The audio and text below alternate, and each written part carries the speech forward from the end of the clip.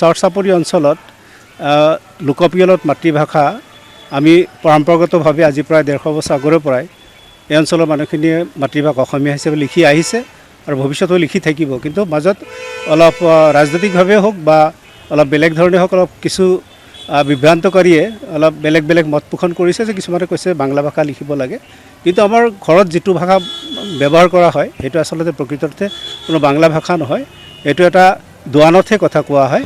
সেইটো ভাষাৰ লগত বেছিভাগ আমাৰ যিটো ব্ৰজবুলি ভাষা আছে তাৰ লগত যথেষ্ট মিল আছে বা অসমীয়া ভাষাৰ লগতো মিল আছে, দুই এটা শব্দ আমাৰ অসমীয়া বাংলা ভাষাৰ লগতো মিল আছে। কিন্তু আমি প্ৰকৃতাৰ্থত আমি মাতৃভাষা হিচাপে আগৰ পৰা লিখা হৈ আছে। আৰু এই সংক্ৰান্তত সজাগতা সভাৰ কাৰণে ইতিমধ্যে প্ৰায় 12টা সজাগতা সভা ইতিমধ্যে অনুষ্ঠিত হৈছে বৰপেটা জিলাৰ বিভিন্ন প্ৰান্তত। ইয়াত মাতৃভূমি সেৱা মঞ্চ, পালহাজী আৰু সমন্বয় সাহিত্য গোষ্ঠী, কয়াগুছি তেখেতসকলে উদ্যোগ লৈছিলে। আৰু প্ৰত্যেকটো সভাতে আমাৰ যিখিনি আমাৰ বিদ্যুৎ মহল তেওঁলোকে এটা মত পোষণ কৰিছে, আমি এই লোকপিয়লতো আমি মাতৃভাষা অসমীয়া হিচাপে লিখিম। আমি আৰু অসমীয়া জাতি গঠনত আমি বিশেষভাৱে আগত যেনেকৈ আমি ভূমিকা গ্ৰহণ কৰিছিলোঁ, এতিয়া আমি সেই একে ভূমিকা আমি গ্ৰহণ কৰিম আৰু অসমীয়া ভাষা অসমীয়া জাতিৰ শ্ৰীবৃদ্ধিৰ কাৰণে আমি চেষ্টা কৰিম। এইটো আমাৰ মূল মন্ত্ৰ আমি আজিৰ এই সজাগতা সভাৰ। ৰাজনৈতিক স্বাৰ্থত বিভিন্নজনৰ বিভিন্ন ধৰণৰ স্বাৰ্থ থাকে, ঠিক তেনেকুৱা ধৰণে কিছু মত তেওঁলোকে নিজে ব্যক্তিগতভাৱে বা ৰাজহুৱাভাৱে প্ৰকাশ কৰে যাতে বিভ্ৰান্ত হয় মানুহখিনি অলপ ভুল পথে পৰিচালিত হ'ব পাৰে।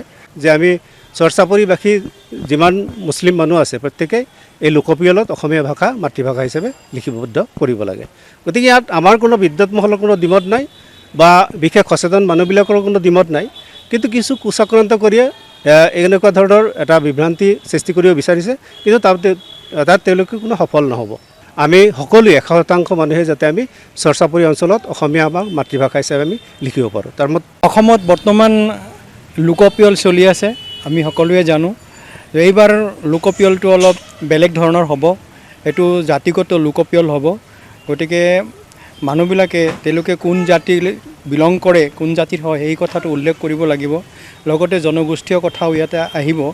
গতিকে আমাৰ চৰ চাপৰি অঞ্চলত যিসকল অসমীয়া মুছলমান বসবাস কৰে তেওঁলোকৰ মাজত একাংশ মানুহে ৰাজনৈতিকভাৱে প্ৰৰোচিত হৈ আৰু দ্বিতীয়ত বাংলা ভাষাৰ সম্প্ৰসাৰণবাদীসকলৰ দ্বাৰা প্ৰৰোচিত হৈ তেওঁলোকে সমাজত কিছু আউল লগাব খুজিছে, কিছু বেমেজালি কৰিব খুজি আছে।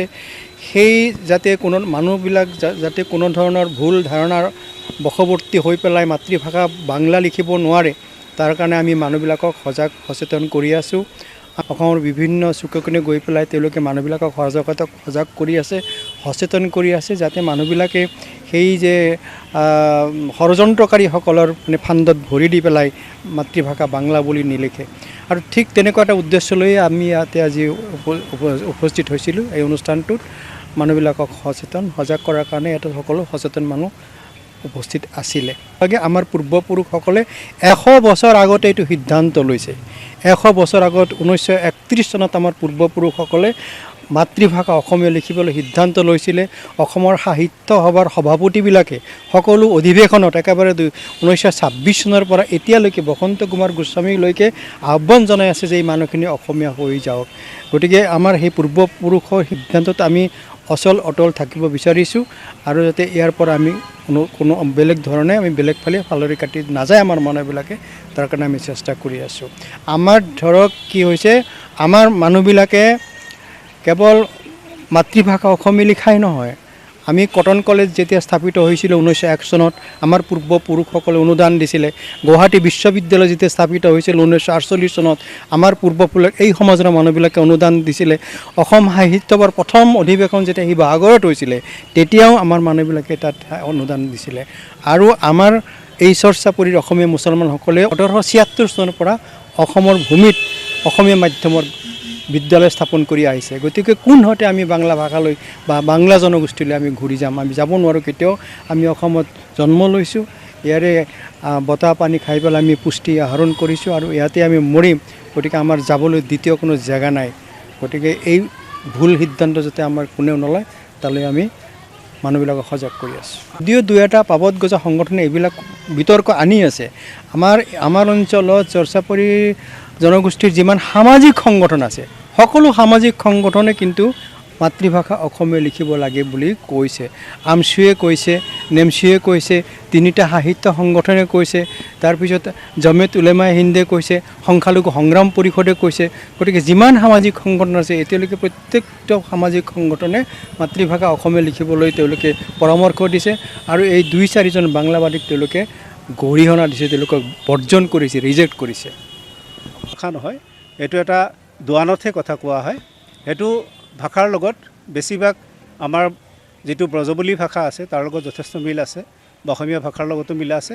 2-এটা শব্দ আমাৰ অসমীয়া বাংলা ভাষাৰ লগতো মিল আছে। কিন্তু আমি প্ৰকৃতাৰ্থত আমি মাতৃভাষা হিচাপে আগৰ পৰা লিখা হৈ আছে। আৰু এই সংক্ৰান্তত সজাগতা সভাৰ কাৰণে ইতিমধ্যে প্ৰায় 12টা সজাগতা সভা ইতিমধ্যে অনুষ্ঠিত হৈছে বৰপেটা জিলাৰ বিভিন্ন প্ৰান্তত। ইয়াত মাতৃভূমি সেৱা মঞ্চ, পালহাজী আৰু সমন্বয় সাহিত্য গোষ্ঠী, কয়াগোষ্ঠী তেখেতসকলে উদ্যোগ লৈছিলে।